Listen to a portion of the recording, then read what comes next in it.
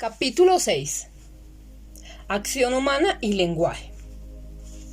Este capítulo versará sobre el tema de la acción, o más concretamente sobre la acción humana. Dentro de él abordaremos diferentes tópicos. Todos ellos, sin embargo, tendrán como hilo conductor su referencia al tema de la acción.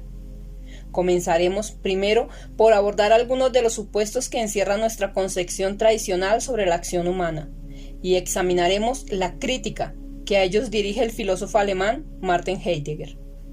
En este contexto introduciremos las distinciones de transparencia y quiebre y examinaremos el carácter lingüístico de los quiebres. Luego analizaremos la acción humana en cuanto ésta se relaciona con el lenguaje. Ello nos llevará a reconocer que toda acción humana posee un componente interpretativo que surge desde el lenguaje.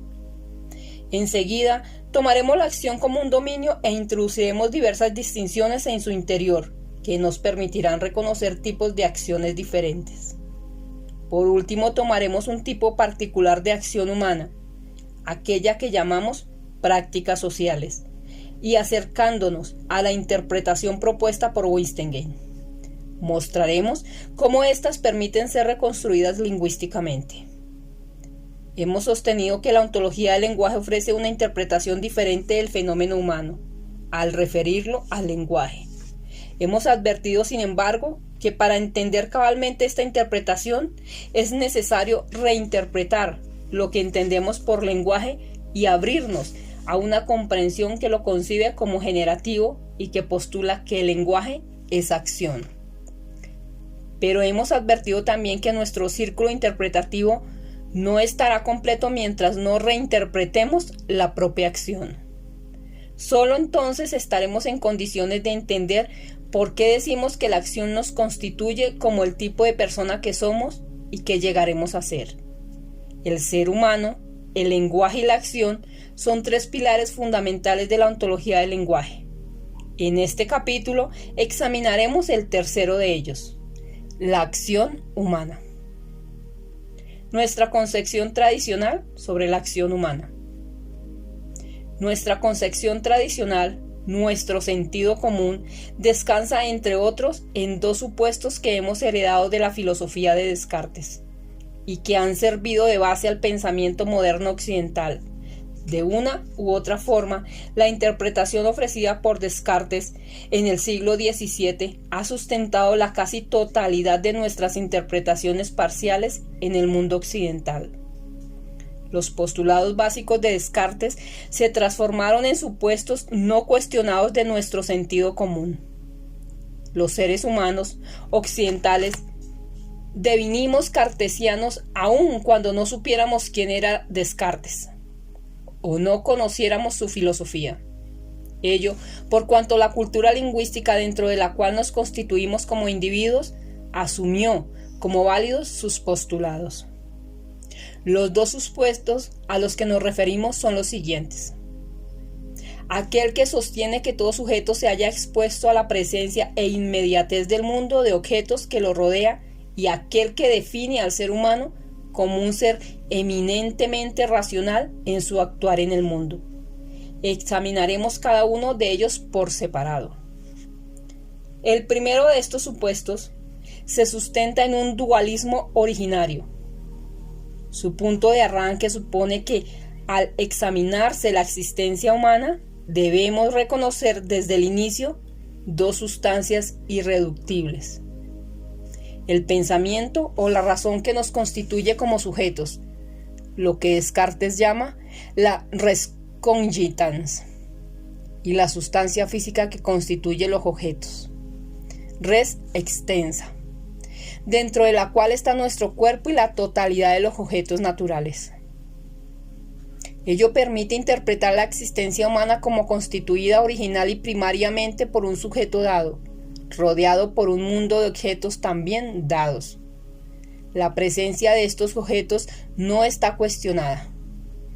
Ellos están allí, en el mundo, presentes naturalmente, capaces de ser percibidos directamente por los sentidos, en la medida en que no estén ocultos. Esto no niega que la percepción que el sujeto tiene de los objetos del mundo deje de tener problemas y que, por ejemplo, tal percepción no esté libre de distorsiones. Por el contrario, nuestra concepción tradicional hace de la relación sujeto-objeto su principal obsesión, su gran problema. De allí que para la filosofía moderna, hacer filosofía haya sido fundamentalmente hacer epistemología, determinar la posibilidad de que el sujeto pueda alcanzar una fiel representación de los sujetos, y en la medida que tal posibilidad se acepte. Hay quienes la niegan. Determinar cuáles son las condiciones que la garantizan. El gran tema de la filosofía moderna ha sido, por lo tanto, el tema del reconocimiento. El segundo de los supuestos de nuestra concepción tradicional ha sido el sustentar que aquello que define el sujeto, aquello que nos caracteriza como seres humanos, es el pensamiento, la conciencia, la razón, nuestra capacidad de deliberación. El ser humano se sostiene en un ser pensante, un ser racional. Este segundo supuesto es particularmente importante para entender la acción humana, pues es precisamente en el dominio de la acción donde el concebirnos como seres racionales tiene quizás una de sus más importantes consecuencias.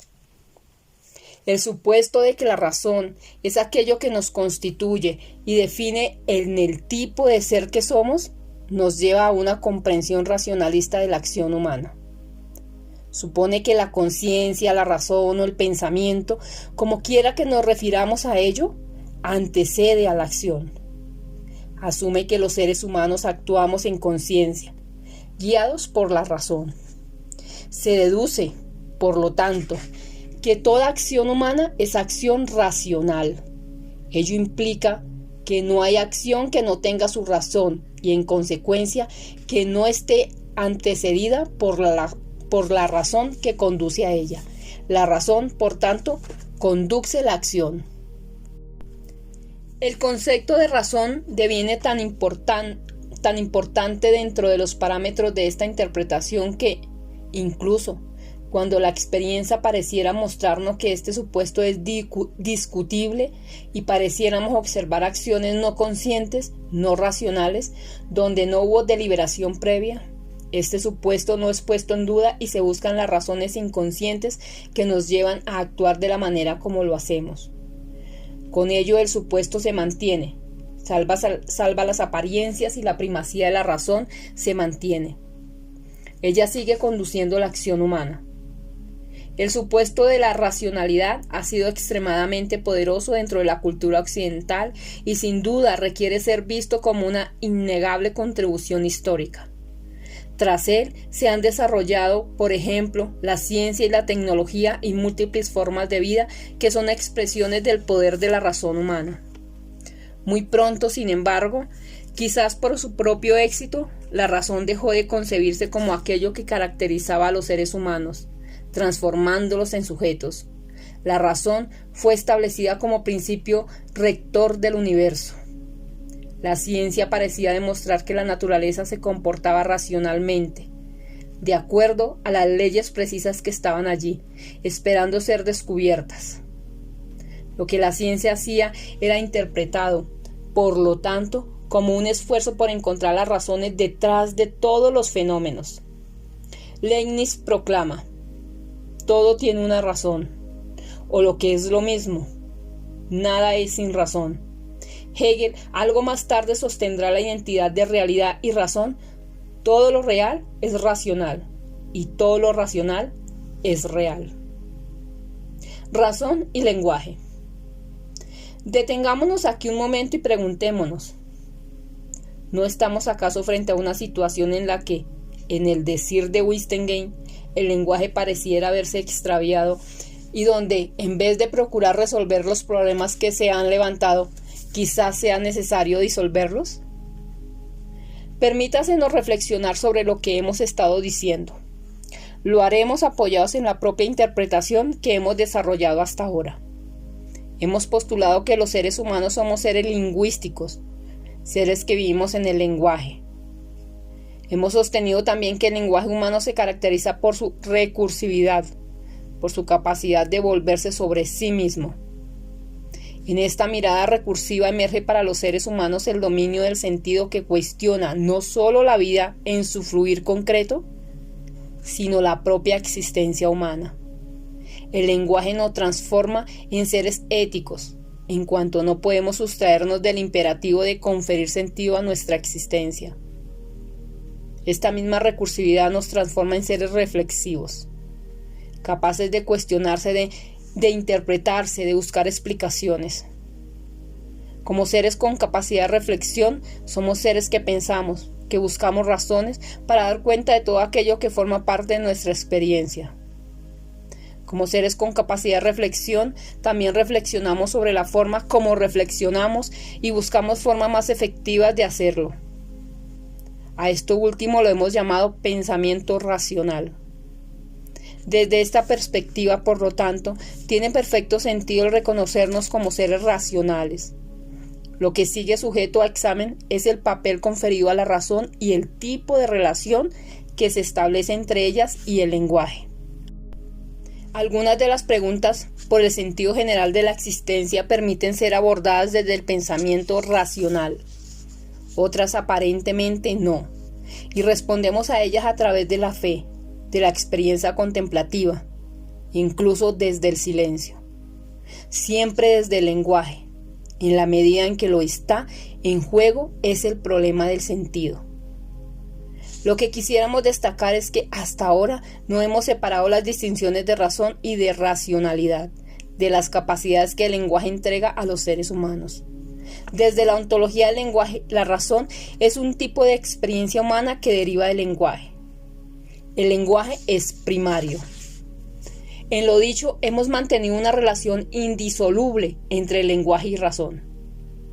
Dentro de esta perspectiva, la razón es un caso particular dentro del dominio general del lenguaje. La razón es uno de los juegos del lenguaje posibles de que somos capaces los seres humanos en cuanto a seres lingüísticos. Para el enfoque racionalista, sin embargo, y Descartes es un buen ejemplo, esto no es así. En la medida en que no se pone atención en el lenguaje, la distinción de razón asume un significado diferente. Ya no se trata de una competencia particular de los seres humanos en cuanto a seres lingüísticos, sino de una distinción que no solo es vista con autonomía del lenguaje, sino que lo es también con respecto a los propios seres humanos. La razón se transforma en un principio autónomo que no solo define cómo somos los seres humanos, sino que rige también el cosmos que gobierna la realidad. Ello nos permite decir, por ejemplo, como lo hace Hegel, que todo lo real es racional. La ciencia y la filosofía ya no son vistas solo como racionales, por cuanto representan actividades interpretativas particulares efectuadas por seres humanos desde y dentro del lenguaje. La ciencia y la filosofía parecen ser racionales porque están comprometidas con encontrar las razones de lo real, con la búsqueda de la verdad, del ser de las cosas, del propio ser. La verdad aparece como la razón de lo real. Ambas, verdad y razón, existen con independencia de los seres humanos. La razón, por lo tanto, ha dejado de ser un atributo de nuestra capacidad de interpretar, reflexionar y de asegurar la coherencia de nuestras interpretaciones. Ella se ha disociado de la capacidad interpretativa de los seres humanos. Desde nuestra perspectiva, no tiene sentido decir que el mundo es racional. Lo racional solo pertenece al dominio de nuestras explicaciones. Los fenómenos naturales no tienen razones. ¿Cómo podrían tenerlas si no viven en el lenguaje?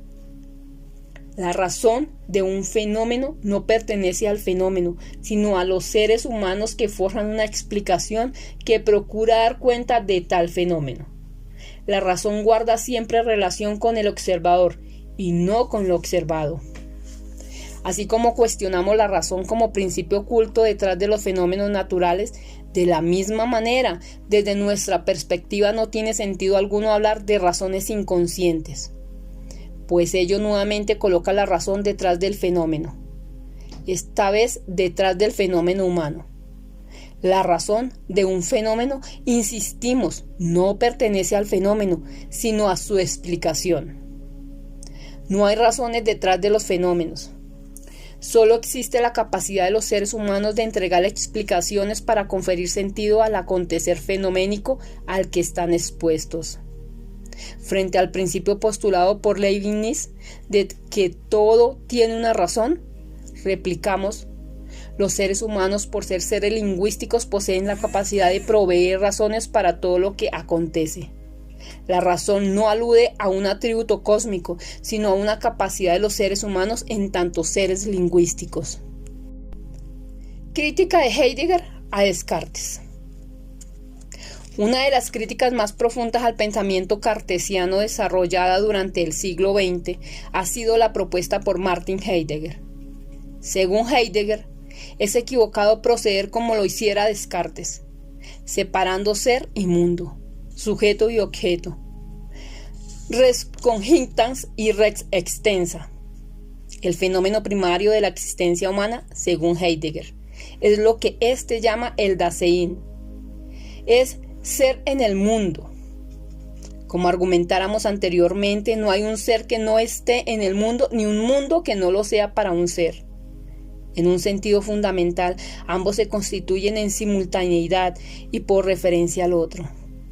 La posibilidad misma de hablar de ser y de mundo por separado, como de sujeto y de objeto, es derivativa de este fenómeno primario de ser en el mundo. Heidegger cuestiona fuertemente los dos supuestos a los que acabamos de hacer referencia: el de la presencia natural del mundo y aquel que sustenta el carácter primario de la razón y, como consecuencia, su papel determinante para comprender la acción humana. Según Heidegger, la interpretación racionalista tanto de los seres humanos como de la acción humana representa una flagrante tergiversación de lo que efectivamente ocurre. Los filósofos, sostiene Heidegger, han tomado su propia práctica filosófica, que se caracteriza por ser consciente, pensante, reflexiva, racional, deliberativa, etc., como modelo general de la acción humana, y han puesto que toda acción humana es equivalente a la que realiza el filósofo cuando está haciendo filosofía. Ello, según Heidegger, produce una gran distorsión. La manera primaria de actuar de los seres humanos, incluyendo a los propios filósofos, no es la que tiene lugar en el quehacer filosófico. El quehacer filosófico representa un tipo de acción derivativa que emerge como resultado de la dinámica de un tipo de acción primaria muy diferente. La distinción de transparencia. Heidegger postula que lo que llamaremos transparencia, la actividad no reflexiva, no pensante, no deliberativa, la acción con umbral mínimo de conciencia, constituye la base y condición primaria de la acción humana. Cuando, por ejemplo, caminamos subidos la escala, martillamos un clavo en la pared, escribimos en el computador, hablamos por teléfono, andamos en bicicleta, comemos en la mesa, cocinamos, etc., lo hacemos en transparencia. Ello implica que no tenemos la atención puesta en cada paso que damos al caminar o en cada movimiento que hacemos con las manos al escribir en el computador.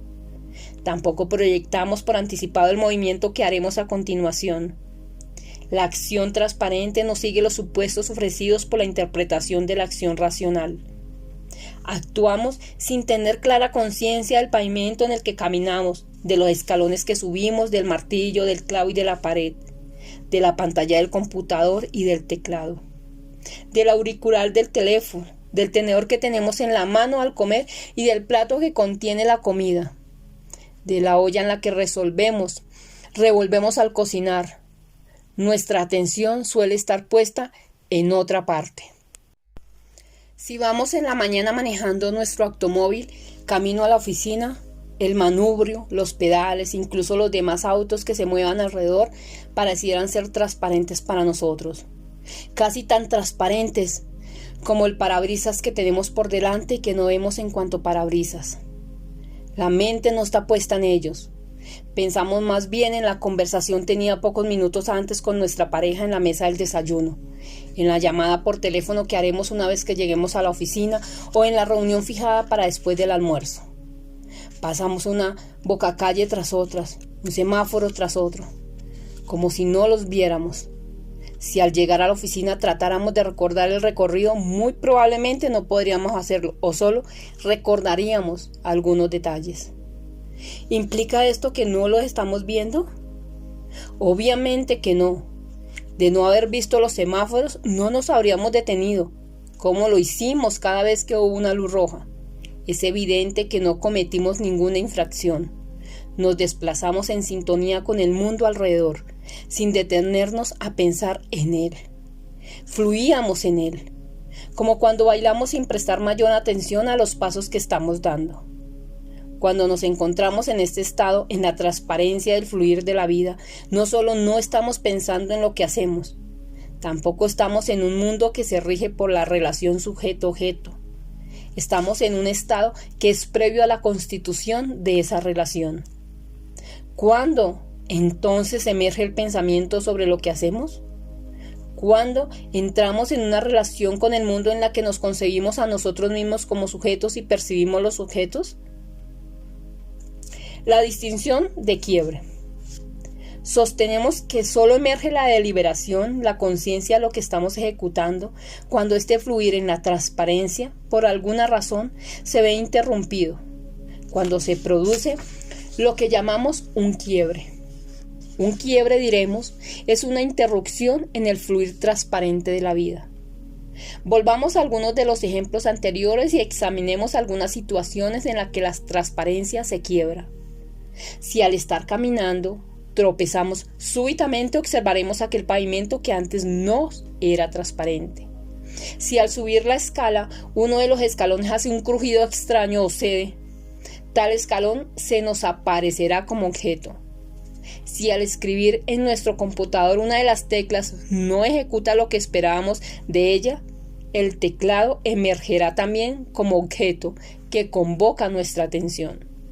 Si al tomar un pedazo de carne con mi tenedor, ésta salta del plato, posiblemente dejaremos de prestar atención a la conversación que tiene lugar en la mesa para preocuparnos por el pedazo de carne, del tenedor y del plato. Si en nuestro manejar hacia la oficina resulta que al acercarnos a cada semáforo lo encontramos con luz roja, es muy posible que luego de detenernos en los primeros, los que sigan nos serán muy visibles y comenzaremos a pensar en cómo es posible que no lo sincronicen. Aquello que antes nos era transparente emerge ahora en nuestro campo de atención. Tomamos conciencia de ello y concita nuestro pensamiento. Solo entonces nuestra acción se rige por los patrones de la acción racional.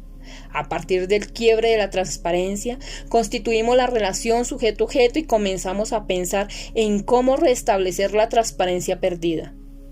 El modelo de la acción racional, por lo tanto, es un puente que une situaciones de transparencia y surge cuando se produce un quiebre en la acción transparente.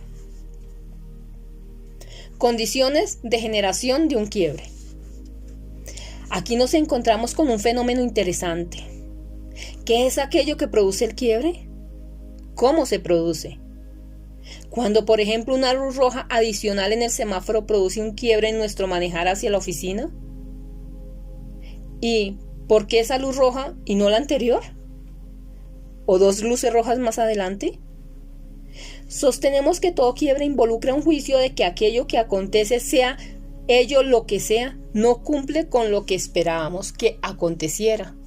Un quiebre, por lo tanto, es un juicio de que lo acontecido altera el curso esperado de los acontecimientos.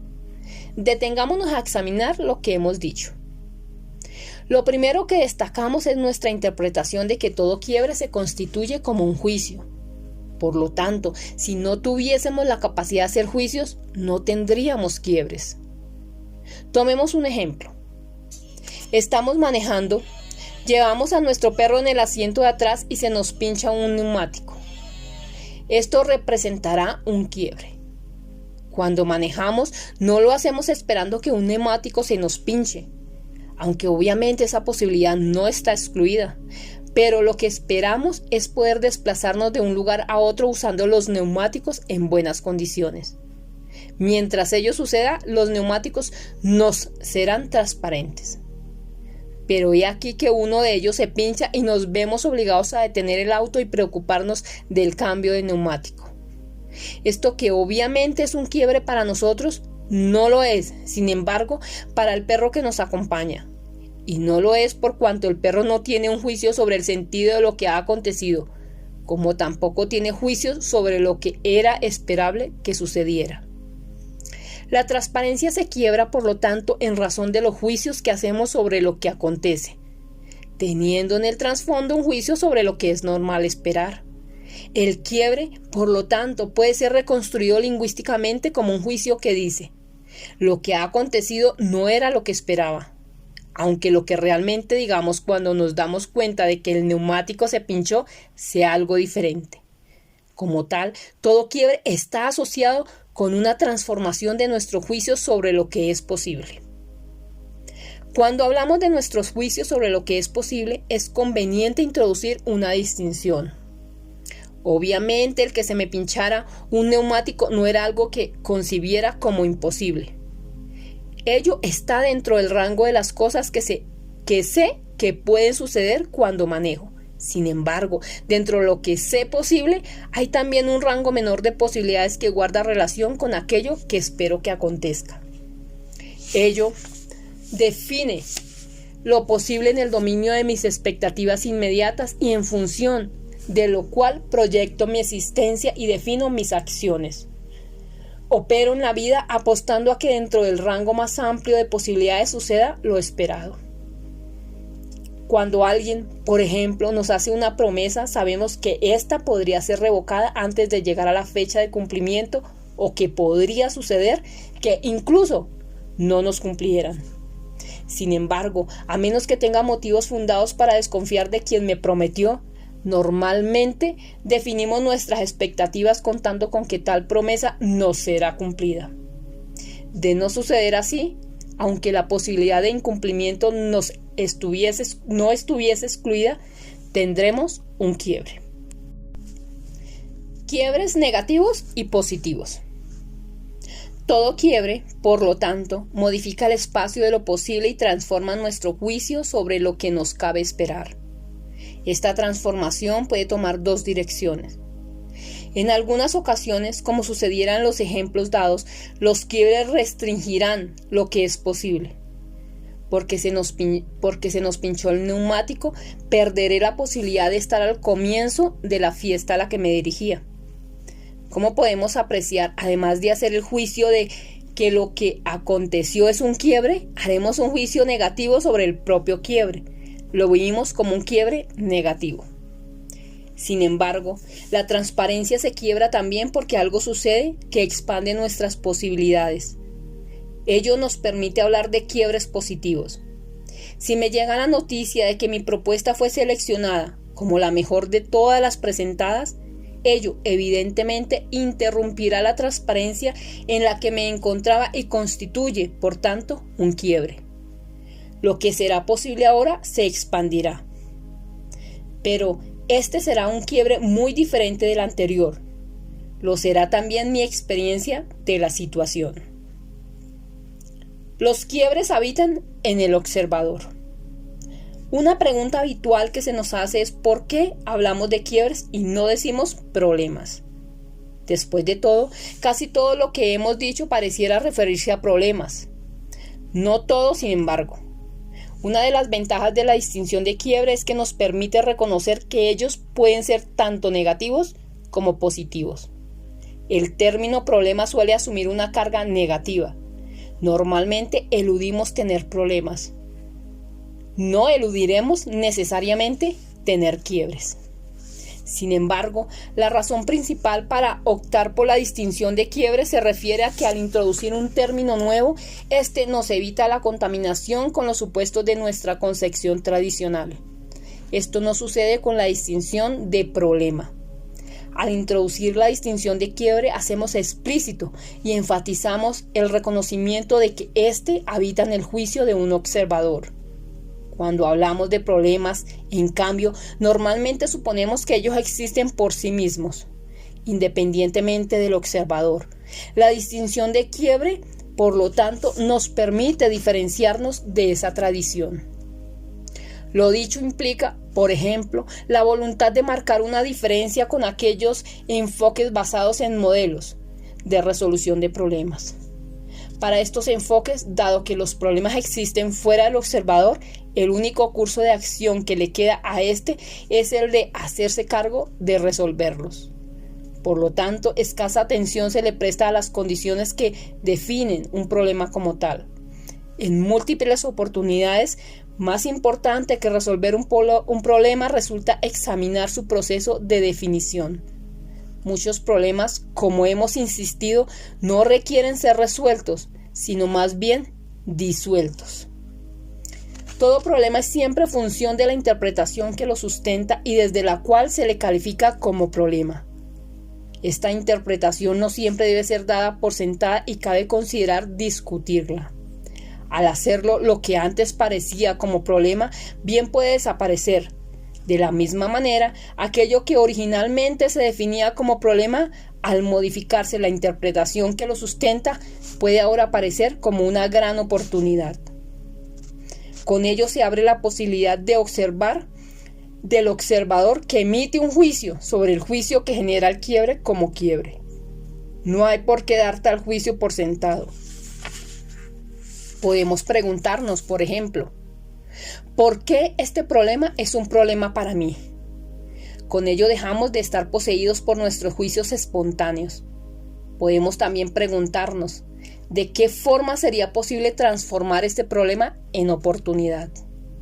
Pero también podemos hacer algo más, puesto que el observador, lo sepa este o no, es quien constituye una situación en quiebre y, por lo tanto, quien lo genera. No es necesario esperar que nos ocurra quiebres, aunque ellos nos van a ocurrir, querámoslo o no. Ahora podemos también diseñar la declaración de quiebres. Dado que los quiebres son juicios y los juicios, como sabemos, son declaraciones, tenemos la opción de poder declarar algo como un quiebre. No tenemos que esperar que nos sucedan. Podemos declarar, por ejemplo, esta relación de pareja en la que estoy, así como está, no da para más. O la cambio o la termino. O bien, las notas que está obteniendo mi hija en el colegio no me son aceptables. Conversaré con ella para que podamos hacer para mejorarlas. Cada vez que declaramos basta, estamos de hecho declarando un quiebre. Diferencias importantes en nuestra vida resultan de que hay quienes, enfrentando una situación similar, la declaran un quiebre, mientras hay quienes no lo hacen. Hay quienes lo hacen más temprano que otros. La declaración de quiebre es un recurso fundamental en nuestro diseño de vida. Según cuán competentes o incompetentes seamos en hacerla, nuestro futuro será diferente, como lo será también nuestro mundo y nosotros mismos. Esto podemos hacerlo en cualquier dominio de nuestra vida y no solo en el ámbito de la vida personal. En la empresa, por ejemplo, el gerente general puede declarar un quiebre al decir: en el futuro ya no será satisfactorio recibir el 10% de retorno sobre la inversión al que nos hemos acostumbrado. De ahora en adelante no nos conformaremos con menos del 15%. O declaramos que el diseño actual de nuestro producto debe ser considerablemente modificado para satisfacer mejor a nuestros clientes. O en vez de seguir empeñados por obtener un mayor segmento del mercado, nos concentraremos en disminuir los costos y aumentar las utilidades. En todos estos ejemplos, algo que no era un problema en el pasado fue declarado como tal en la actualidad, o bien algo que era un problema, conseguir un mayor segmento del mercado, dejó de serlo a través de una declaración. Dos fuentes en la declaración de los quiebres. Nosotros declaramos nuestra satisfacción o insatisfacción con el curso de los acontecimientos. Lo hacemos gatillados por algún acontecimiento externo o como una acción autónoma de diseño. Al declarar nuestra insatisfacción con las cosas tal como están, tenemos ahora la opción de cambiarlas, de hacerlas diferentes. Los quiebres generalmente implican el juicio de que las cosas podrían haber sido diferentes. Se basan en no aceptar el curso normal de los acontecimientos, o bien no estamos satisfechos con las cosas como están o visualizamos maneras de hacerlas mejor. Lo dicho nos permite identificar dos formas de ocurrencia de los quiebres. La primera, quizás la más habitual, se refiere a situaciones en las que el quiebre aparece como tal, sin que nos demos cuenta, emerge de un juicio que nosotros hacemos. Se trata de situaciones dentro de las que en nuestra comunidad existe el consenso, muchas veces ni siquiera explícito, sobre lo que cabe esperar. De ello que resulta, por lo tanto, que determinados acontecimientos son automáticamente considerados como quiebres. Por lo tanto, cuando estos acontecimientos tienen lugar, pareciera no necesitar que hagamos juicio alguno. El juicio antecede al acontecimiento. Lo mismo sucede con el signo positivo o negativo de lo que solemos considerar como quiebre. Si, por ejemplo, alguien cercano fallece o si nos ganamos la lotería, tenemos la impresión de que lo negativo en un caso o lo positivo en el otro va acompañado de lo que sucedió y pareciera no haber espacio para que nosotros emitamos juicio alguno. Un acontecimiento es negativo, el otro positivo, punto. Lo que sucede en este caso es que el observador es portador de un juicio de quiebre que pertenece al discurso histórico de su comunidad y por lo tanto lo hace de manera automática, sin siquiera escogerlo, hacerlo. La segunda forma de ocurrencia es aquella en la que el quiebre no surge como expresión espontánea de un determinado discurso histórico que afecta a los miembros de una comunidad, sino precisamente porque un individuo resuelve declararlo. Dentro de los condicionamientos históricos a los que todos estamos sometidos, el individuo tiene la capacidad y autonomía de declarar distintos grados de satisfacción o de insatisfacción. Aquello que puede ser perfectamente aceptable para uno puede ser declarado inaceptable para otro. Y las vidas de uno y otro serán diferentes de acuerdo a cómo hagan uso de la capacidad que cada uno tiene de declarar quiebres. Una circunstancia típica que nos permite apreciar el poder de declarar un quiebre se da cuando decidimos aprender algo. Las cosas pasan como pasan y nosotros juzgamos que nos iría mejor si tuviésemos algunas competencias que no tenemos. Por lo tanto, declaramos como un quiebre para nosotros el curso normal de los acontecimientos y nos comprometemos a aprender, a adquirir nuevas competencias que nos permitan ser más efectivos en el futuro. Bajo las mismas circunstancias, otra persona podría perfectamente seguir desempeñándose como lo ha hecho siempre. Al declarar el quiebre, creamos un nuevo espacio de posibilidades para nosotros. A partir de lo dicho, es conveniente mirar para atrás y examinar de qué forma lo que hemos sostenido afecta a aquellos dos supuestos de nuestra concepción tradicional. Si aceptamos la interpretación propuesta, resulta que no podemos suponer la presencia natural del mundo de objetos.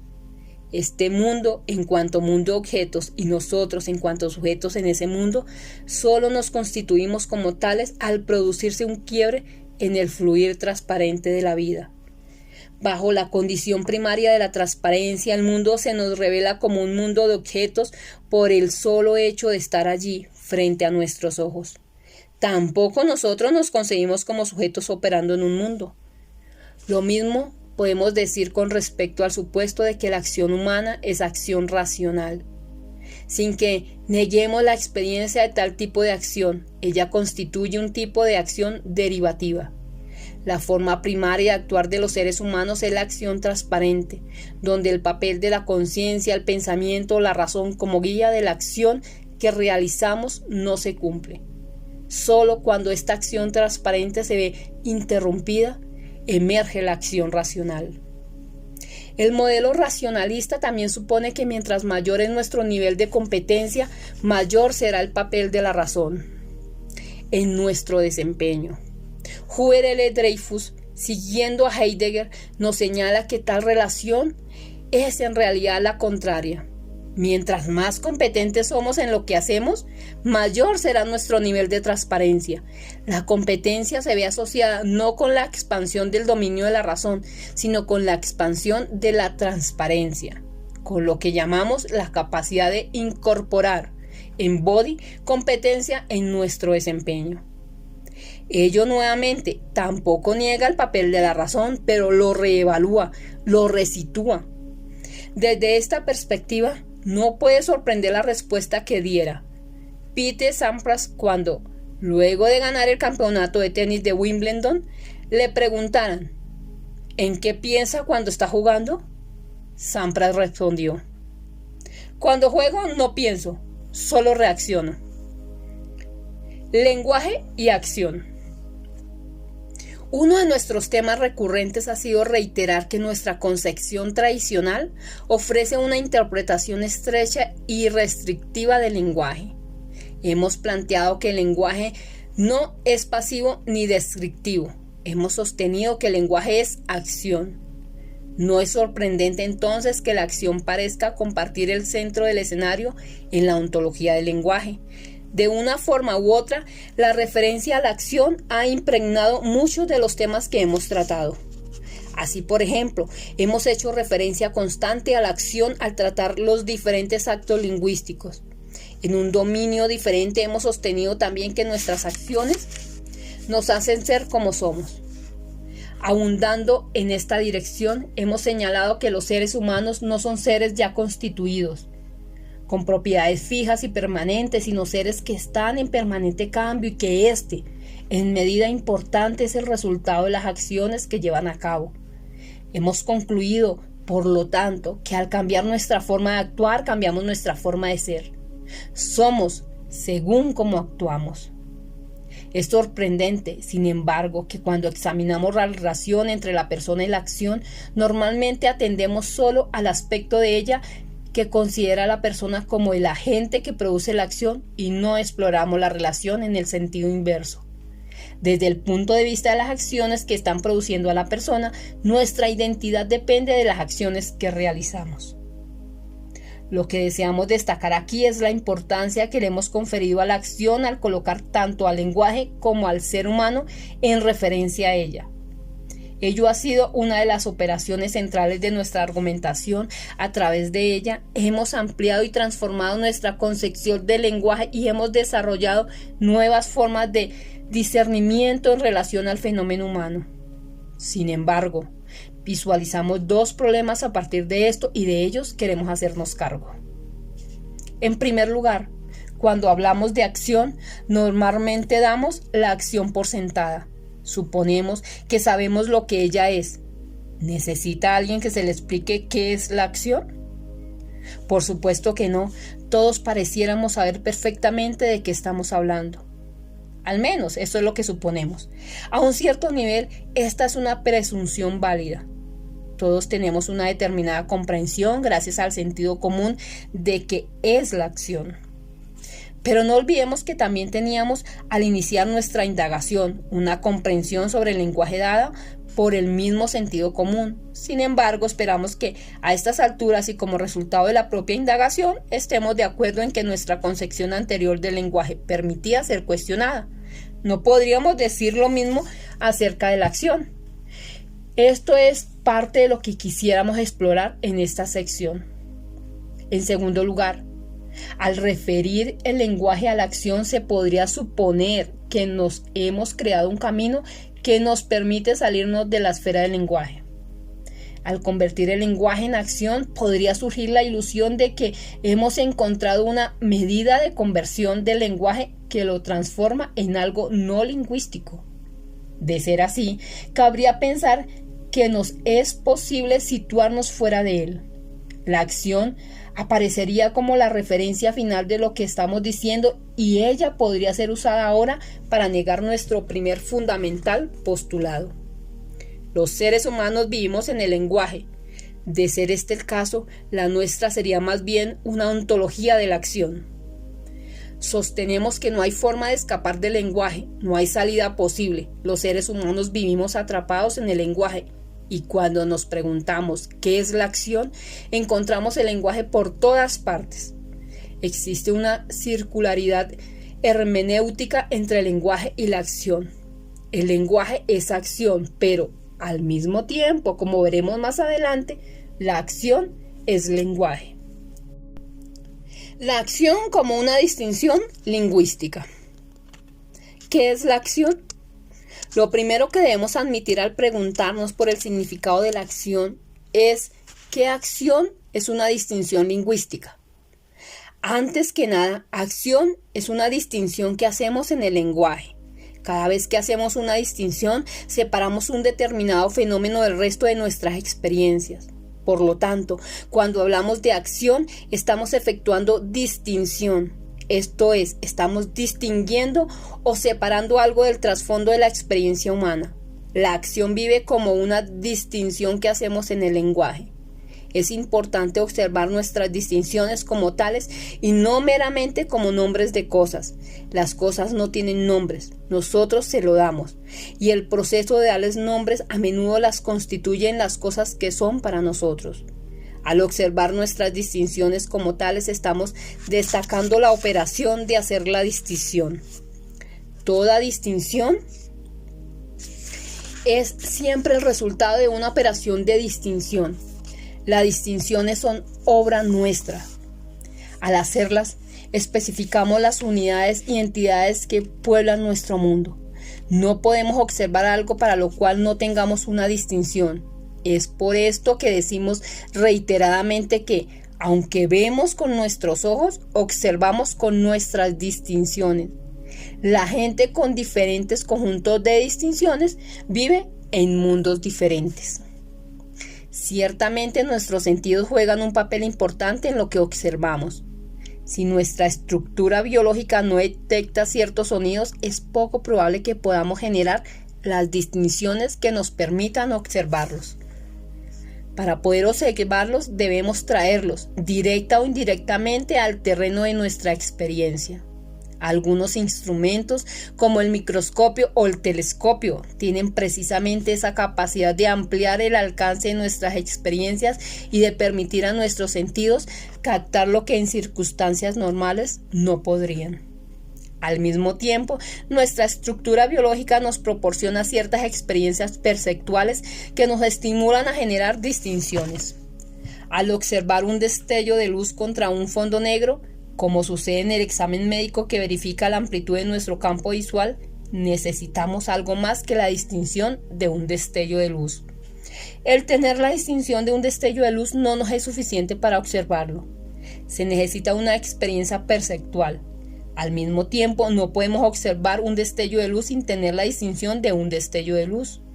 Podemos ver algo, pero aquello que es algo es para nosotros va a depender de nuestras distinciones. Nuestra estructura biológica y nuestras distinciones lingüísticas a menudo colaboran mutuamente en nuestras observaciones. Un ejemplo interesante acerca del papel que desempeñan nuestras distinciones lingüísticas es aquel sobre la manera en que los seres humanos observaban el firmamento en la antigüedad. Aunque podamos decir que los antiguos estaban viendo lo mismo que nosotros desde el punto de vista de la estructura biológica, sus diferentes distinciones producían mundos diferentes a los nuestros. Para algunos, lo que nosotros llamamos estrellas eran una especie de lámparas encendidas colgando de un techo oscuro. Para otros eran pequeños agujeros en un techo oscuro desde los cuales se podía observar la luz que había más allá del techo. Y otros tantos observaban objetos luminosos en un universo abierto e infinito. Diferentes distinciones, mundos diferentes. Muchas distinciones no tienen una base biológica, esto es, no corresponden a percepción biológica alguna. Están generadas sobre la base de facilitar y estructurar la experiencia de vivir con otros y de dar sentido a nuestras vidas. Estas distinciones son completamente lingüísticas. La mayor parte de nuestras distinciones morales, políticas, religiosas y metafísicas pertenecen a esta categoría. Cuando decimos Benito es un visionario o Natalia es extremadamente hacendosa, las distinciones visionario y hacendosa no tienen base biológica alguna. Es una distinción lingüística de construcción enteramente social. Aunque toda distinción significa desde ya una primera intervención del lenguaje sobre aquello de lo que se habla, no basta apuntar al hecho de que algo es una distinción lingüística para concluir que aquello a lo que se apunta con la distinción es de carácter lingüístico. Ello sería como sostener que por perro es una distinción lingüística. Ello demuestra que los perros son lingüísticos. Al proceder así, desconocemos la necesidad de distinguir la referencia de sentido, connotación, denotación, signo de significado, etc. Confundimos, por lo tanto, lo que pertenece a la esfera de los nombres con lo que pertenece a la esfera de lo que ellos especifican. Así como la distinción lingüística de azúcar no hace lingüística al azúcar, tampoco que el azúcar sea dulce para dulce a la distinción azúcar. Lo que importa, por lo tanto, no es solo el reconocimiento de que la acción es una distinción hecha por un observador, sino el tipo de distinción que implica la acción. Los usos de la distinción de acción. ¿Qué clase de distinción es la distinción de acción? Como veremos, esta pregunta no tiene una respuesta simple. Para llegar a ella necesitamos examinar la forma en que la distinción de acción es usada. Recordemos la sentencia de Luigi Wittgenstein: el significado de una palabra es su uso en el lenguaje. Si queremos descorrer el velo del significado de la distinción acción, tenemos que examinar la forma en que se usa esa distinción. El primer uso que detectamos se caracteriza por utilizar la distinción de acción en relación a fenómenos naturales. En este sentido, hablamos, por ejemplo, de los efectos de la acción de una tormenta o un terremoto, la acción o reacción producida por determinados productos químicos, así como se habla de la acción al factor que se le atribuye el desencadenamiento de tal acción, se le suele llamar agente. Se habla, por lo tanto, de determinados agentes químicos. Sostenemos que cuando la distinción de acción se utiliza para describir fenómenos naturales, como los indicados anteriormente, cuyo uso es metafórico, tratamos al supuesto factor que produce la acción como si fuera un ser humano. Cada vez que se observa un cambio y se alude a una causa que lo produjo, se suele llamar a la causa agente y al cambio acción. Pero con ello, al extender la distinción a los fenómenos naturales, se oscurece la distinción cuando la usamos para dar cuenta del comportamiento humano. Examinamos, por lo tanto, los usos que se da a la distinción cuando ésta se usa en relación a los fenómenos de comportamiento humano. De hecho, cuando hablamos de acción humana, los dos factores apuntados arriba están presentes: algún cambio observable y la intervención de un agente. Esta vez, sin embargo, el término agente no se usa para referirse a una causa, sino para apuntar a seres humanos que operan individual o colectivamente, provistos de voluntad. Esto ha permitido la existencia de dos significados diferentes para la acción humana, dos formas de la distinción de acción cuando se la usa con referencia a fenómenos humanos: acción como movimiento y acción como comportamiento intencional o con un propósito. El primer significado enfatiza el cambio, el segundo enfatiza la intervención deliberada del agente. Basándonos en el primer significado, usamos la distinción de acción cuando vemos a alguien corriendo, caminando, moviendo las manos, respirando, etc. Aquí aparece la acción independientemente de las intenciones involucradas e incluso independientemente del hecho que podamos incluso atribuirle alguna intención o propósito. Basándonos en el segundo significado, hablamos de acción cuando podemos señalar la intención de la gente aun cuando no haya movimiento perceptible. Aquí podemos hablar de las acciones de perseguir a alguien, casarse, etc. Pero también acerca de acciones como esperar a alguien, pensar, recordar u olvidar. En estos últimos ejemplos es a veces difícil asociar la acción con el movimiento. Cabe, por último, mencionar el uso de la distinción de acción aplicado esta vez a agentes sobrenaturales, dioses, fuerzas divinas, etc. En estos casos, los mismos factores comprometidos en la acción humana aparecen también presentes. Un cambio observable y un agente interviniente.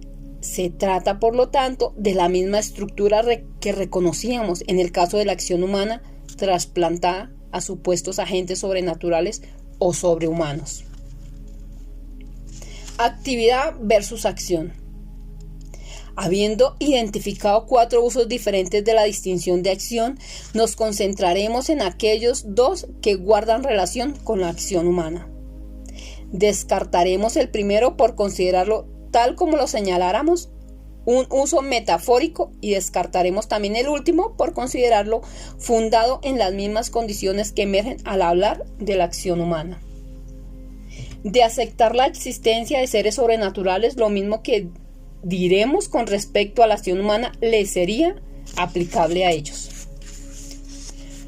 Nos quedamos, por lo tanto, con dos significados de la acción humana: la acción como movimiento y la acción como intervención intencional o con un propósito. De hecho, el economista austríaco Ludwig von Mises, uno de los grandes pensadores sobre el tema, inicia su obra sobre la acción humana proclamando: la acción humana es comportamiento con propósito. Para von Mises es el propósito de lo que define a la acción humana. La acción humana es acción racional. Suponemos que, llegados a este punto, no sorprenderá al lector el que declaremos que esta distinción de la acción humana, acción como movimiento y como comportamiento con propósito, nos parece problemática. Ello por dos razones.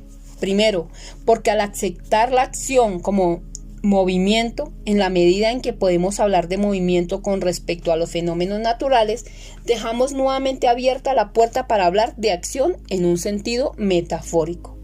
Segundo, por cuanto al aceptar la acción como comportamiento con propósito, volvemos a quedar atrapados en el tema de la intencionalidad y en una interpretación racionalista de la acción humana. A la vez, debemos reconocer que el esfuerzo de tratar una distinción entre dos tipos de fenómenos diferentes que se expresa en las ideas de movimiento y de comportamiento con propósito es válido. Para mostrar por qué nos parece válido, daremos un ejemplo. Imaginemos que, como sucede frecuentemente, me estoy paseando frente a un grupo de alumnos hablándoles sobre la ontología del lenguaje. En un determinado momento le pregunto a Amalia, una de mis alumnas: Amalia, ¿qué importancia tiene lo que estoy diciendo? Si en ese momento alguien me preguntara ¿qué estoy haciendo?, existen dos maneras diferentes de responder. Una de ellas se rige por el lenguaje de las afirmaciones y entrega aseveraciones con las que cualquier persona que hubiese estado presente en la sala estaría de acuerdo. Al responderse de esta manera podrían hacerse las siguientes aseveraciones: estoy caminando. Estoy moviendo mi brazo en dirección a Amalia. Estoy hablando. Estoy mirando a Amalia. Le hice una pregunta a Amalia. Pregunté: Amalia, ¿qué importancia tiene lo que estoy diciendo? Etcétera. Todas estas afirmaciones son descripciones precisas de lo que alguien observaría que yo estaba haciendo, y cualquiera que estuviese allí estaría de acuerdo en que todas ellas eran acciones que yo estaba ejecutando. Sugiero que usemos la distinción de actividad y no de acción cuando una acción se puede circunscribir al lenguaje de las afirmaciones. Pero hay otra forma en la que también se puede responder a la pregunta acerca de lo que yo estaba haciendo. Se podría decir, por ejemplo, estaba enseñando a un grupo de alumnos, me estaba ganando la vida como profesor, estaba preocupado de que me entendieran. Estaba ampliando la concepción del lenguaje de los estudiantes. Me estaba haciendo cargo de que Amalia entendiera la importancia de lo que había dicho, etc. Esta es una manera muy diferente de hablar acerca de mis acciones. Todas estas aseveraciones están más cerca del lenguaje de los juicios, puesto que las personas pueden legítimamente impugnarlas. ¿Es esto realmente enseñar? ¿Cabe decir realmente que lo que obtengo con hacer eso puede llamarse ganarse la vida? ¿Estaba realmente preocupado de que me entendieran? ¿Estaba realmente ampliando la concepción del lenguaje de los alumnos? ¿O los estaba tal vez confundiendo? ¿Me estaba realmente haciendo cargo de que Amalia entendiera? ¿O no estaba tal vez exponiéndola a que quedara en ridículo? La gente puede tener opiniones diferentes acerca de cada una de estas respuestas sobre la acción que estaba ejecutando. Examinemos estas aseveraciones con mayor detención.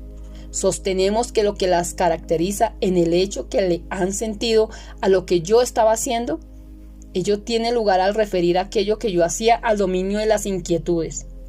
Todas estas aseveraciones interpretan lo que yo estaba haciendo y, para hacerlo suponen que al actuar me estoy haciendo cargo de algunas inquietudes, puesto que le confieren sentido a lo que yo estaba haciendo. Las llamaremos aseveraciones semánticas.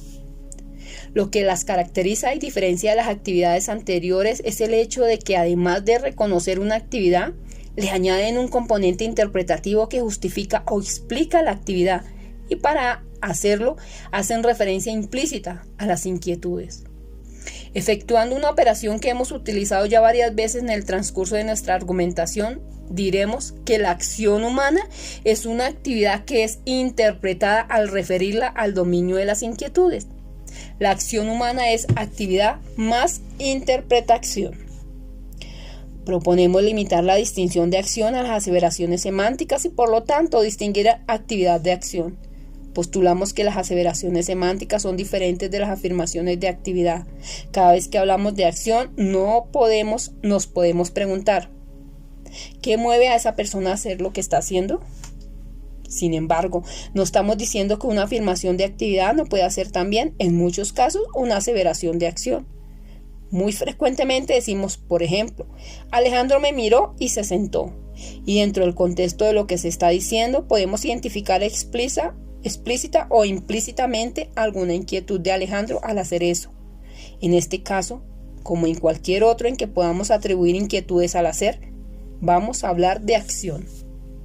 Desde el punto de vista de la distinción de actividad, podríamos decir, por ejemplo, Juanita está corriendo. Esto es lo que ella está haciendo y supondremos que no le podemos atribuir ninguna inquietud a este hecho. Entramos en el campo de la acción cuando al verla correr decimos: Juanita estaba escapando del perro. Juanita estaba persiguiendo el volantín. Juanita estaba haciendo ejercicio, etc.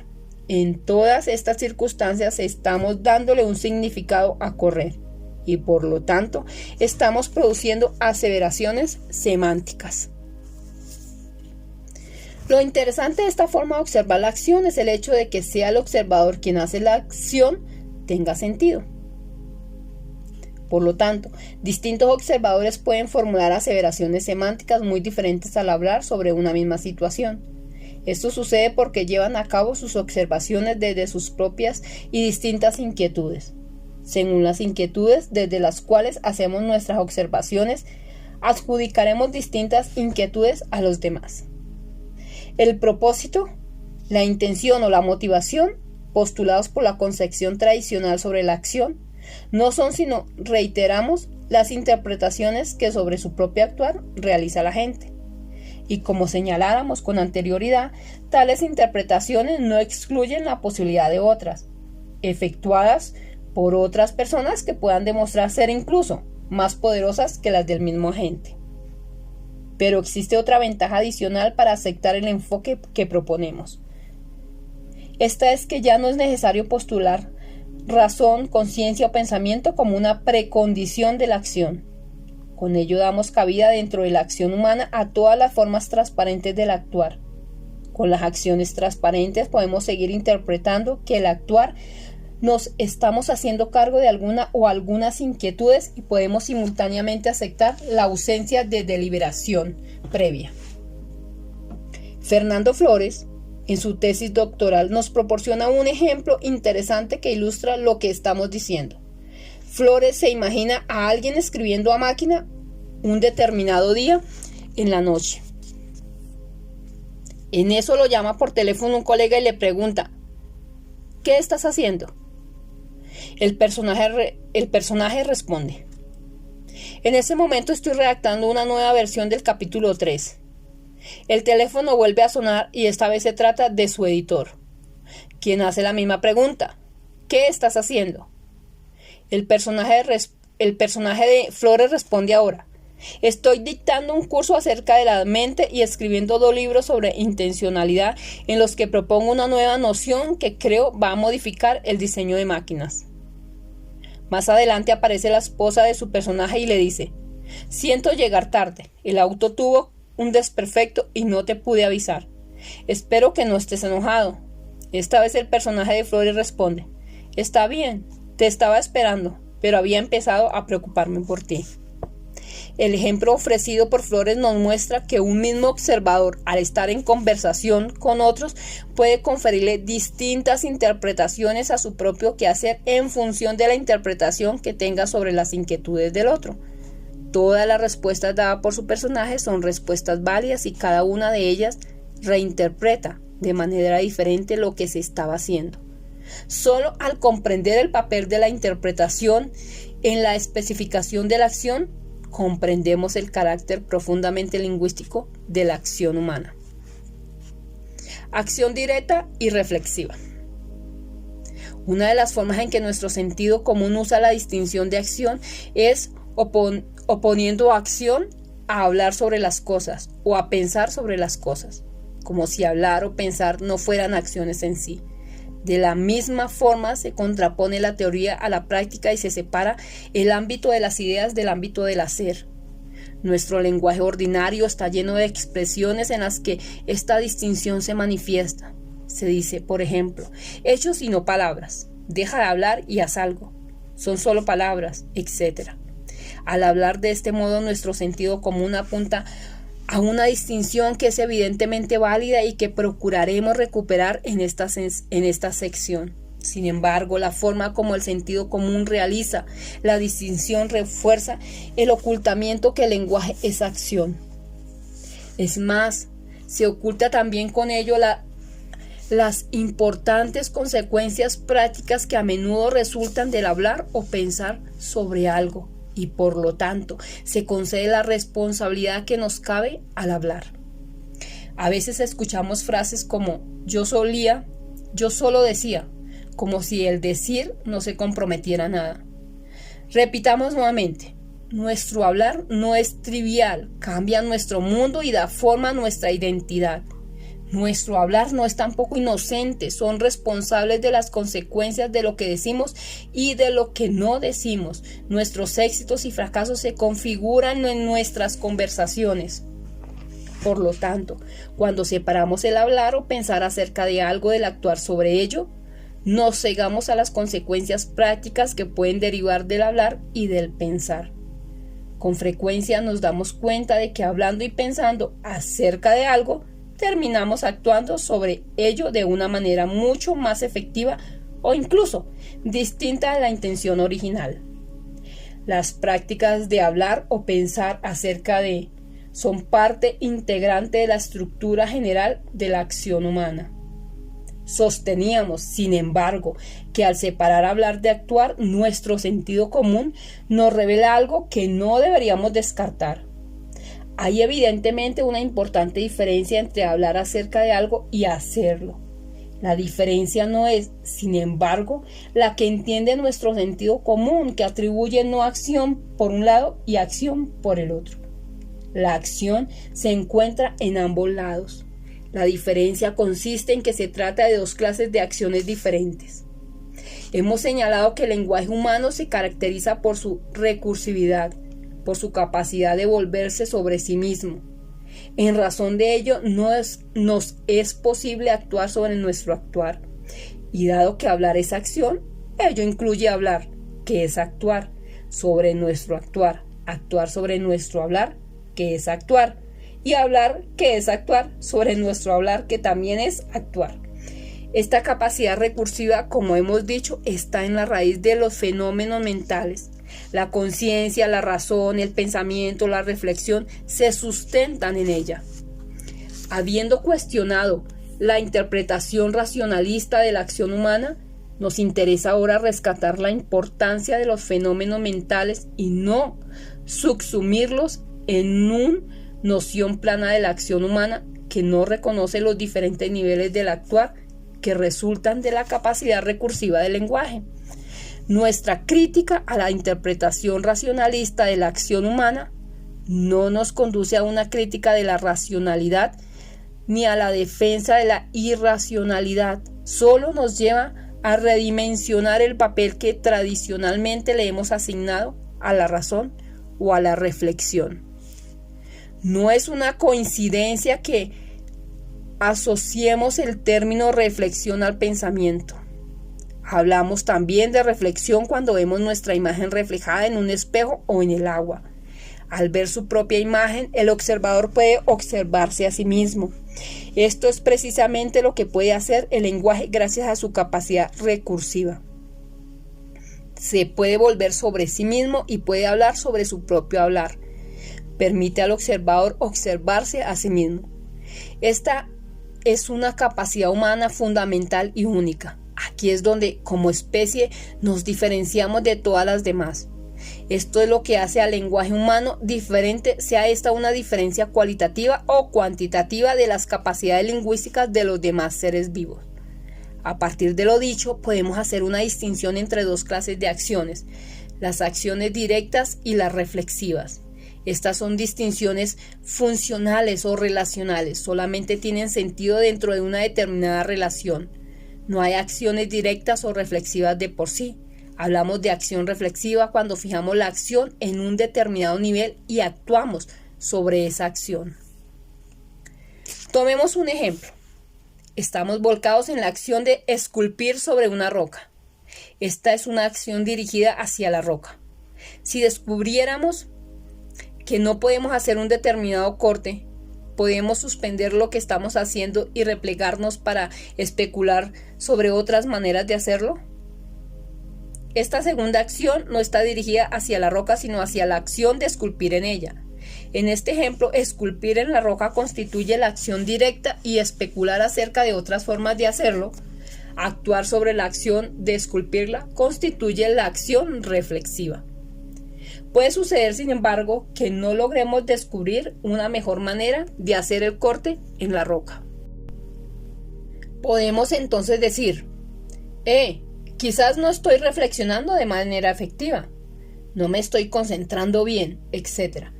Puedo decidir entonces reflexionar, ya no en la acción de esculpir en la roca, sino en la acción de reflexionar sobre la acción de esculpir en la roca. Como podemos ver, esto puede dar infinitas vueltas. Al hacer esto, el reflexionar sobre la forma en que previamente estaba reflexionando se convierte en acción reflexiva. Más aún, mi reflexión previa, que constituía acción reflexiva en el ejemplo anterior, toma el papel de acción directa de esta segunda reflexión. La recursividad nos permite una progresión infinita. Podemos convertirnos en el observador del observador que somos y en el observador del observador del observador que somos. Y así sucesivamente en una recursividad sin fin. Cada vez que nos trasladamos a un nivel superior, transformamos en acción directa la que antes era una acción reflexiva. Por ello es que decimos que estas son distinciones funcionales o relacionales. Cada una de ellas tiene sentido en función de la otra o en relación a ella. Al recurrir a la acción reflexiva podemos incrementar nuestra efectividad a nivel de la acción directa. Esto constituye el gran beneficio de la acción reflexiva y puede ocurrir de varias maneras. Mencionaremos 3 formas diferentes en las cuales la acción reflexiva puede servir a la acción directa. En primer lugar, la acción reflexiva interviene en el sentido de lo que estamos haciendo y, en consecuencia, puede contribuir, por ejemplo, a expandirlo o simplemente modificarlo. Cuando actuamos, muchas veces lo hacemos a partir de una determinada narrativa, dentro de la cual le conferimos sentido a nuestra acción. Esta narrativa pertenece con respecto a la acción a la que confiere sentido, al nivel reflexivo. Nuestra capacidad de acción es dependiente de aquella narrativa desde la cual actuamos y las podemos tener más o menos poderosas, más o menos coherentes con otras narrativas que tenemos. Por lo tanto, al reflexionar podemos incrementar el poder de nuestras narrativas y, consecuentemente, el sentido de nuestras acciones. En segundo lugar, también reflexionaremos para examinar y eventualmente ampliar el horizonte de posibilidades en el cual actuamos. Siempre actuamos dentro de un determinado horizonte de posibilidades y es desde nuestros horizontes que vemos un mayor o menor número de alternativas para nosotros. No perdamos de vista que cuando hablamos de posibilidades, estamos siempre hablando del rango de acciones posibles. La posibilidad siempre se refiere a acciones posibles. El reflexionar acerca de nuestros horizontes de posibilidades constituye otra manera de intervenir en nuestras acciones. La reflexión permite inventar lo posible. En tercer lugar, también existe la reflexión que llamamos diseño.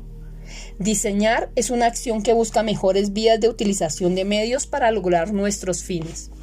Apunta a la confección de una pauta que guíe nuestras acciones para asegurar niveles de efectividad más altos en la consecución de nuestras metas. Existen dos tipos principales de diseño, la planeación y la estrategia. Cuando hablamos de planeación, aludimos al diseño de acciones al interior de un espacio relativamente protegido en el que lo central es el uso eficiente de los recursos para alcanzar un objetivo determinado. Por lo general, el objetivo está dado y lo que interesa es la mejor forma de usar los medios disponibles o por disponer para alcanzarlo. Su carácter es tecnológico y es tarea habitual de los ingenieros. Al hablar de estrategia, las condiciones son muy diferentes. Esta emerge como forma de diseñar nuestras acciones bajo condiciones de acción recíproca. Esta vez el centro de atención no es el uso eficiente de los medios, sino las acciones que pueden tomar otros agentes con capacidad de acción autónoma, afectando la eficacia de nuestras propias acciones. Ello implica que nuestras acciones requieren poder anticipar las acciones de otros y ser diseñadas en consecuencia, a la vez que las acciones de los otros también procuran anticipar las nuestras y son diseñadas en consecuencia. Si la planeación es un tipo de diseño de acciones fundamentalmente tecnológico, la estrategia es esencialmente política. En el diseño estratégico, el problema del poder está siempre en el centro de lo que se define como posible. Estas tres formas de reflexión apoyan e incrementan nuestra capacidad de acción directa. Y cada vez que emitimos el juicio de que no estamos siendo todo lo efectivo que quisiéramos, que algo anda mal, surge la oportunidad de reflexionar. Cuando esto sucede, debiéramos preguntarnos: ¿tiene suficiente fuerza mi historia sobre por qué estoy haciendo lo que estoy haciendo? ¿Podría introducir nuevas posibilidades que aún no he considerado? ¿Existirá una mejor forma de utilizar mis recursos, medios, para lograr mis metas, fines? La acción reflexiva, por lo tanto, tiene sentido porque aumenta el poder de la acción directa. Es una acción que siempre, tarde o temprano, debe regresar al nivel de la acción directa en la cual se originó, pues es allí donde logra validarse. Este es su valor e importancia. Al final, siempre podemos cuestionar la acción reflexiva desde el nivel de la acción directa y preguntarnos: ¿y qué? ¿O qué importancia tiene realmente esto? Uno de los problemas que detectamos en la acción reflexiva es que ésta corre el riesgo de perder su vínculo de eficacia con el nivel de acción directa a la cual debiera servir. Muchas veces la acción reflexiva se automatiza, de tal forma que se pierde de vista qué es lo que ella alimenta, o bien se traduce en inmovilismo al nivel de la acción directa y, en último término, al nivel del sentido de la vida. Esto es lo que a menudo se quiere decir cuando desde el sentido común se exclama: deja de hablar o de pensar y actúa. Cuando decimos esto, se suele implicar que tenemos el juicio que la reflexión ha dejado de servir a la acción directa. Acción contingente y recurrente. Al hablar de acción, además de la acción directa y reflexiva, podemos hacer otra distinción. Esta es la distinción entre acción contingente y recurrente. Los seres humanos a menudo actúan de acuerdo a las circunstancias y responden de manera inespecífica a los sucesos que se presentan en sus vidas. Llamaremos acción contingente a la acción que se genera cuando no disponemos de forma establecida de actuar. Por lo tanto, cuando no hay cánones establecidos para actuar. Esta acción es contingente a la naturaleza de las circunstancias existentes. Muchas de las acciones que ejecutamos pertenecen a esta categoría. Sin embargo, también desarrollamos formas recurrentes de hacernos cargo de aquellas inquietudes y quiebres que son permanentes. Institucionalizamos determinadas maneras de enfrentar algunos acontecimientos, de hacer las cosas, de ocuparnos de ciertas inquietudes y quiebres. Para hacer esto, las comunidades humanas crean una serie de estructuras de acción que ejecutan recurrentemente. Estas acciones recurrentes difieren de las acciones contingentes. Por de pronto, las podemos prever.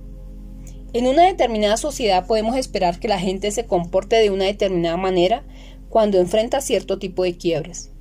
Damos el nombre de prácticas sociales a estas acciones recurrentes. Las prácticas sociales son históricas.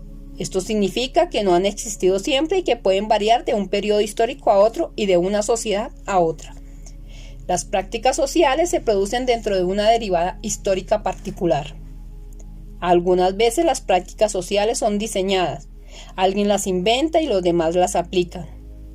Muchas otras veces son generadas por accidente y se mantienen simplemente porque funcionan y porque no aparece nadie con una alternativa mejor. Una de las características de las prácticas sociales es que a menudo se hacen transparentes.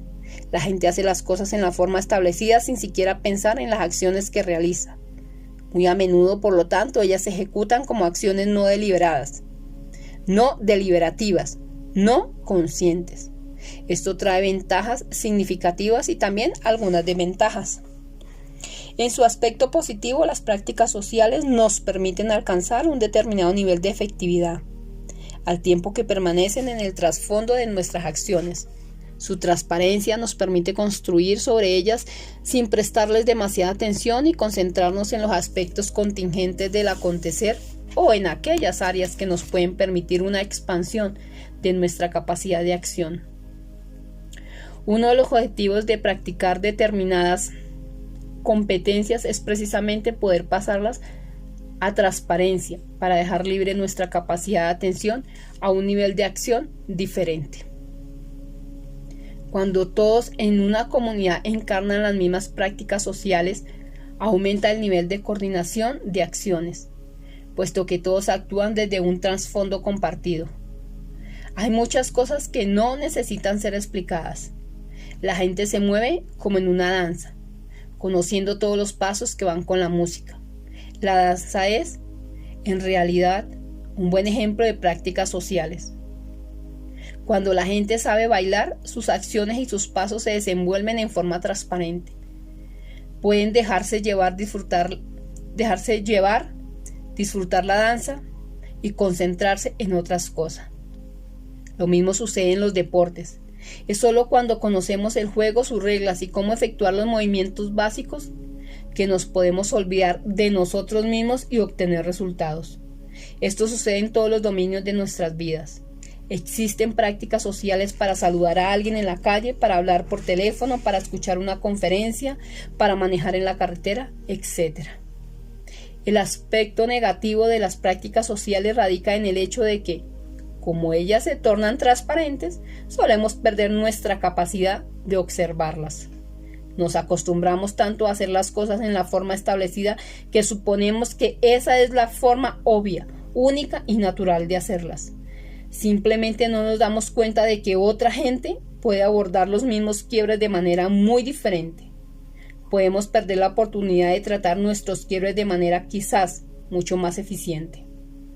Nuestras prácticas sociales se convierten en hábitos, en el lugar desde donde miramos al mundo y desde donde actuamos. Llegamos algunas veces al punto de dejar de verlas. Están tan cerca de nosotros que dejamos de percibirlas. Las prácticas sociales generan ceguera. No olvidemos entonces que el estar enclavados en las prácticas sociales puede a menudo debilitarnos y disminuir nuestra capacidad de crecer, aprender e innovar. Las organizaciones se benefician del poder que tienen las prácticas sociales. El hecho de tener a muchos individuos operando transparentemente de una manera consistente conlleva muchas ventajas. Una organización con pocas prácticas sociales, con pocos sistemas establecidos, gastará una mayor cantidad de tiempo en hacer lo que otra ejecutará casi sin esfuerzo. Hay mucho que ganar diseñando prácticas sociales que permitan una más fluida coordinación de acciones entre los que trabajan juntos. pero al mismo tiempo, la organización también se va a beneficiar al observar y reflexionar acerca de sus propias prácticas sociales.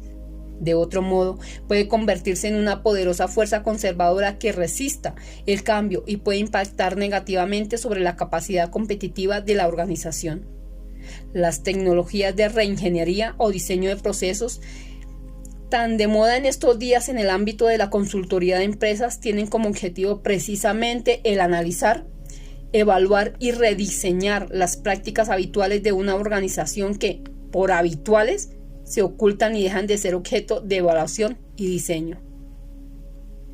La reconstrucción lingüística de las prácticas sociales. Otra forma interesante en que aparece la conexión entre acción y lenguaje es a través del hecho de que podemos proceder a una reconstrucción lingüística de las prácticas sociales. Al hacerlo, tratamos cada práctica social como si se tratara de un juego con determinados objetivos y reglas que lo especifican. Podemos, por lo tanto, decir que las prácticas sociales permiten ser tratadas como juegos del lenguaje.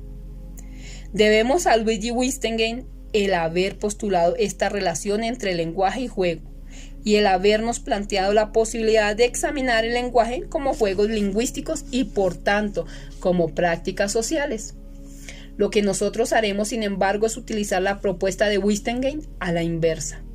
Para Wittgenstein, la distinción de juegos del lenguaje permitía una comprensión del lenguaje por referencia a prácticas sociales. Para nosotros, la misma distinción de juegos del lenguaje nos permitirá una mejor comprensión de las prácticas sociales por referencia al lenguaje. Es en ese sentido que hablamos de una reconstrucción lingüística de las prácticas sociales.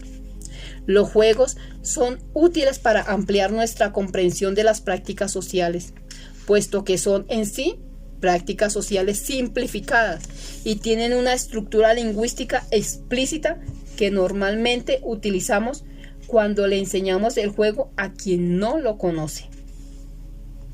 Otro fenómeno similar es el de las recetas de cocina. Ellas también representan un excelente ejemplo de una reconstrucción lingüística de una determinada práctica social conducente a producir tal o cual alimento. Como vemos, la reconstrucción lingüística de prácticas sociales no representa nada nuevo. La efectuamos permanentemente en múltiples dominios de acción. Es lo que hace cada manual de instrucciones. Utiliza el lenguaje para introducirnos en una determinada práctica. Nos guía paso a paso a través del lenguaje en el aprendizaje de un juego. En ello se encierra, por lo tanto, toda una concepción del aprendizaje, toda una pedagogía. Pero esto es ya materia de otro libro. Lo que no es tan habitual, sin embargo, es utilizar este mismo procedimiento en sentido contrario. No para introducirnos en una determinada práctica que nos resulta nueva, sino como una forma de poder evaluar y rediseñar aquellas prácticas que permanentemente ejecutamos y, por lo tanto, como un mecanismo de transformación de prácticas existentes. Suele haber quienes consideran que al tratar las prácticas sociales como juegos, las estamos trivializando. No hay nada de trivial en ello. Los juegos son prácticas sociales. La gran ventaja que tienen es que nos proporcionan un modelo que podemos utilizar como expresión generalizada de toda práctica social. Esta ventaja surge del hecho de que, dado que los juegos normalmente se diseñan, su estructura lingüística aparece en forma explícita en el proceso de diseño. Y dado que muchos juegos requieren ser enseñados, esta misma estructura lingüística también es explícita durante el proceso de enseñanza. Una crítica que frecuentemente se nos hace guarda relación con la no realidad de los juegos. Un juego es solo un juego. Se nos dice, las prácticas sociales que nos interesan tienen que ver con la vida, no con mundos virtuales. Si algo fundamental aprendemos de aquel eje que une a Heráclito con Nietzsche es precisamente, parafraseando a Calderón de la Barca, que la vida es un juego. Solo al comprender lo anterior entramos en el umbral de lo que Nietzsche llama la inocencia del devenir.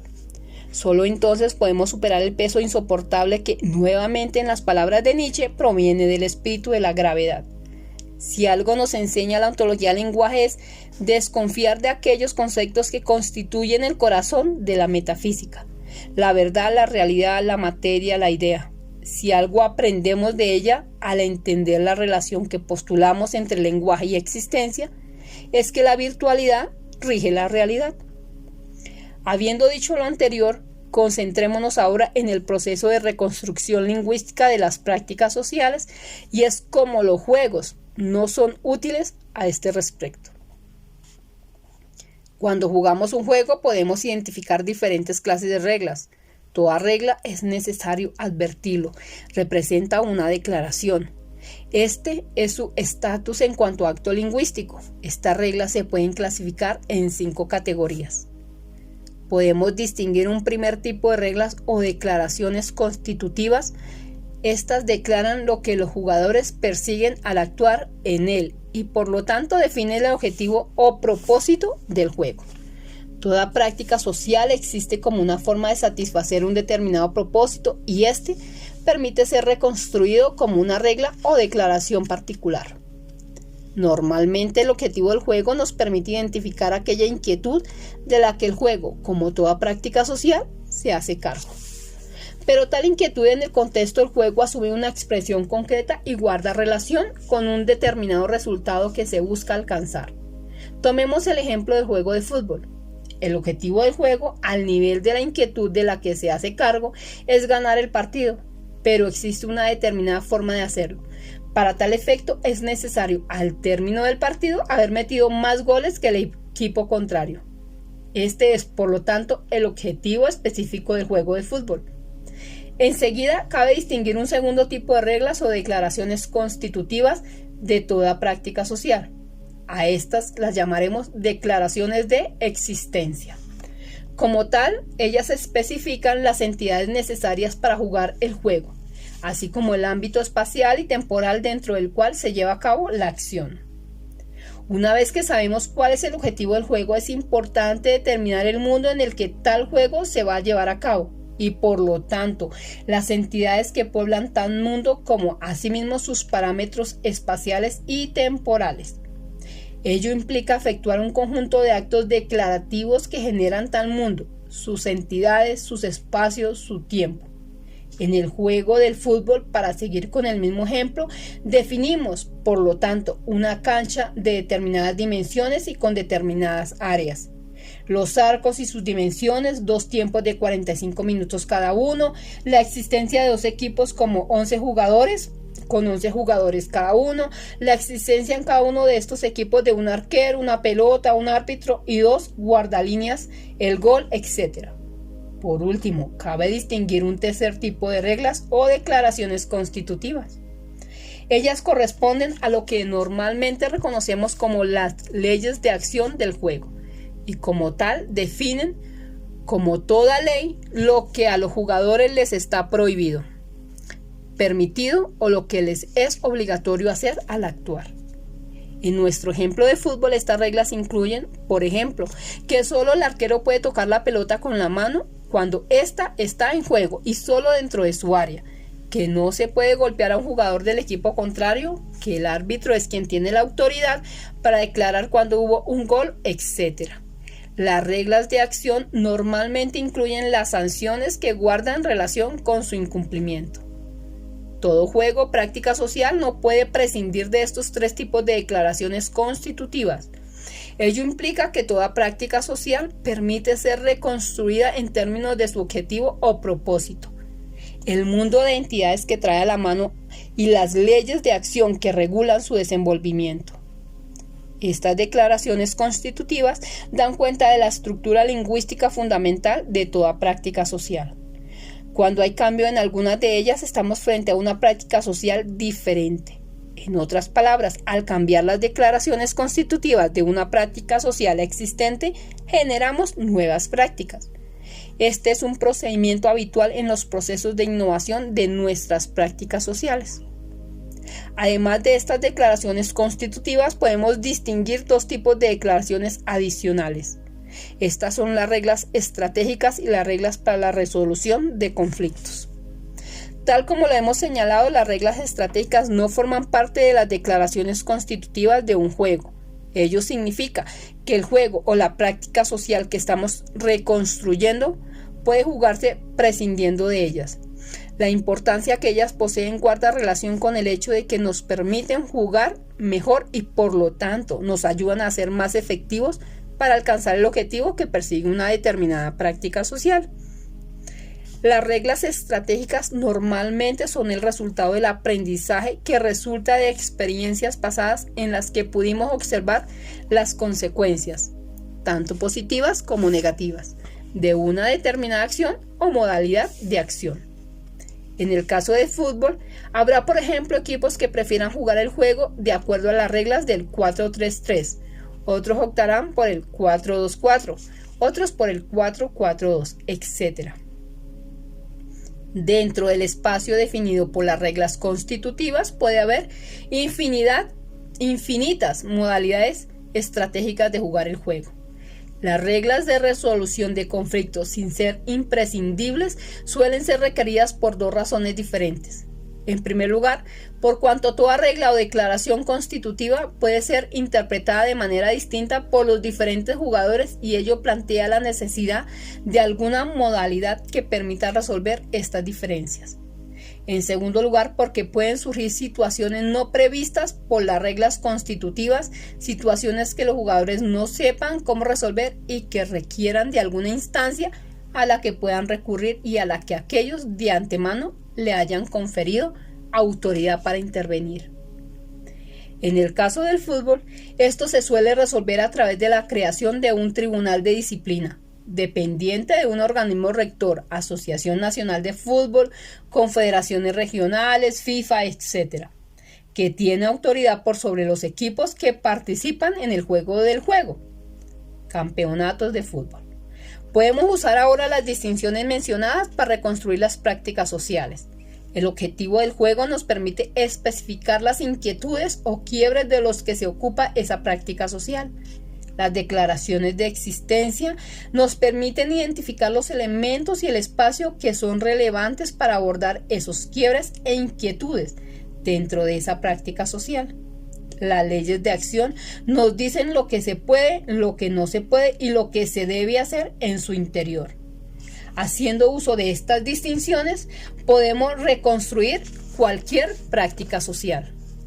Al hacer esta reconstrucción lingüística de las prácticas sociales, se abre un nuevo dominio de acción, el dominio de la innovación y del diseño. Ahora podemos reconstruir prácticas sociales existentes. Una vez hecho esto, podemos jugar libremente con cada uno de sus componentes y examinar si, al cambiar uno o varios de ellos, podemos encontrar formas más efectivas de abordar las inquietudes y quiebres de los que se ocupa esa práctica social. Cuando hacemos esto, estamos innovando en las prácticas sociales existentes. Ahora sabemos que para diseñar prácticas completamente nuevas, debemos establecer con claridad cuál es el objetivo del juego, la inquietud o quiebre del que nos estamos haciendo cargo, sus declaraciones de existencia y sus leyes de acción. Una vez que una práctica social ha sido diseñada, debiéramos observar cuán efectivamente opera y juzgar qué se necesitaría corregir para aumentar su efectividad. Cada vez que nos enfrentamos a un quiebre recurrente, si no se ha establecido una práctica social que se ocupe de él, podemos escuchar un llamado a diseñar una. Al hacer esto, dejamos de hacernos cargo de los quiebres recurrentes con acciones contingentes que demandan mayores esfuerzos y son más onerosas. Ahora podemos hacernos cargo de los quiebres recurrentes con acciones recurrentes.